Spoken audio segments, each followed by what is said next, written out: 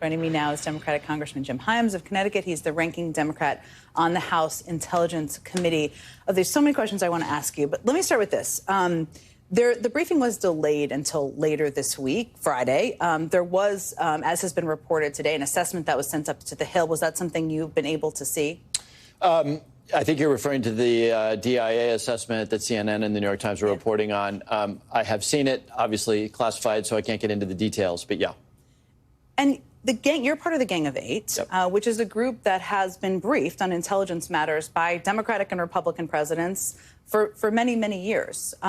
Have you been briefed as the Gang of Eight, aside from this Friday briefing? And how have you felt about your engagement with the administration, about the intelligence leading up to this, and what there is to know post the strikes? Well, I mean, this goes back to pre-strike, right? Yeah. Ordinarily, if the administration were abiding by the law or with custom or with anything else, they might have given us a little bit of a heads up. And interestingly enough, my Republican counterpart on the Intelligence Committee, Rick Crawford, did get a phone call. I did not. I suspect that's probably because I'm a Democrat. So, you know, they have sort of weaponized the informing of Congress along partisan lines. Now, you would have thought, perhaps, that immediately after the strikes, they might have had a briefing so that we, whose constitutional duty is to approve war or make declarations of war. No, they did not do that. And in fact, we were to get briefed as a whole House and as a whole Senate this afternoon. They canceled that and postponed it to Friday. So Congress remains almost entirely in the dark on what is one of the most consequential foreign policy moves that the United States has made in a decade. And if it were on the other shoe, Republicans in Congress would be you couldn't get near the building for all of the impeachments. You know, exactly. I mean, remember, I'm old enough as you are to remember Benghazi. You know, 9 committees of inquiry around Benghazi, which was an unfortunate thing. But there were the conspiracy theories that would be spinning right now if this party were, dealing with a President Joe Biden would be unbelievable. So, look, hopefully on Friday we'll get a sense of what's gone down. And I'm going to be very, very interested because I can't get into the report that you referenced earlier. But look, it's publicly known because a commercial satellite company took photos of trucks backing up to, one of these nuclear facilities. The Iranians, evil though the regime may be, are not stupid people, right? So, and this strike has been advertised for some period of time. So if you were an Iranian regime member, you know exactly what you would do. You would take the really critical stuff and you would move it away from what you knew was going to be targeted. And so, what'll be interesting here is that, of course, Donald Trump will, and he did it by tweet just a moment ago, say that these sites are completely destroyed. I don't know. You can make your own judgment about that. But it would be sort of interesting if you destroyed a bunch of sites where there wasn't anything underneath, right? What's interesting to me is that Donald Trump will do Donald Trump, but the Israelis are dead serious about this, right? And so the Israelis are supposedly abiding by a ceasefire right now. But if they're seeing what an awful lot of people with public reporting can see, they're going to be very, very concerned. Meaning they're not done yet, probably.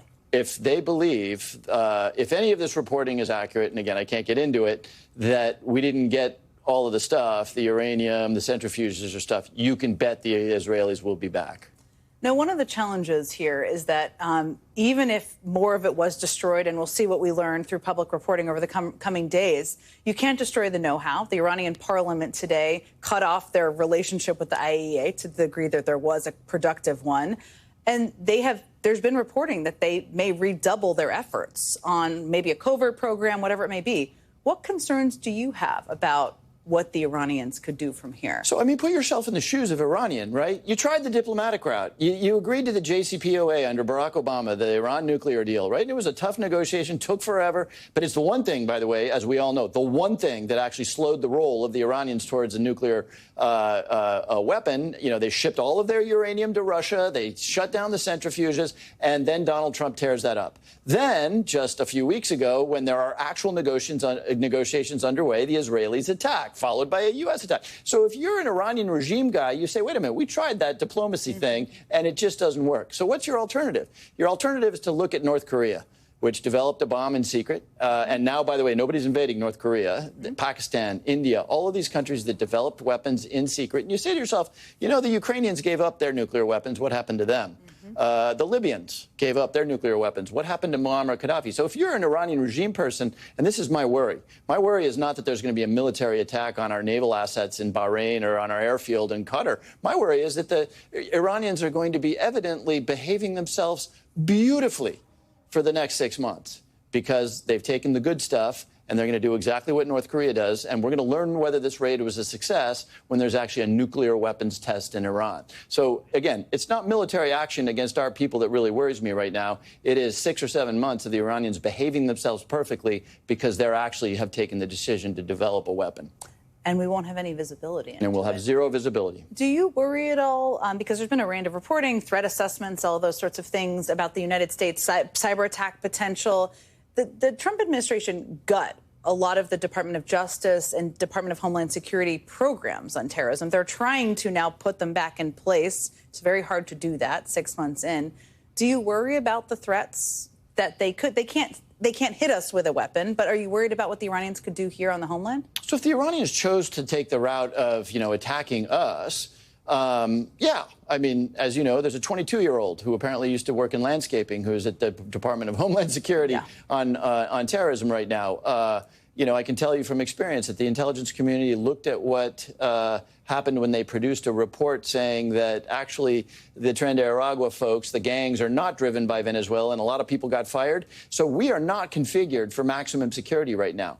But, again, put yourself in the shoes of an Iranian leader, right? Do you launch a terrorist attack in London and in New York? No, you'll get brutalized. Mm-hmm. What you do is you behave like a Boy Scout, you go very quiet, you abide by the ceasefire, and if you've set yourself up to do it, you develop a nuclear weapon. That's really my fear right now.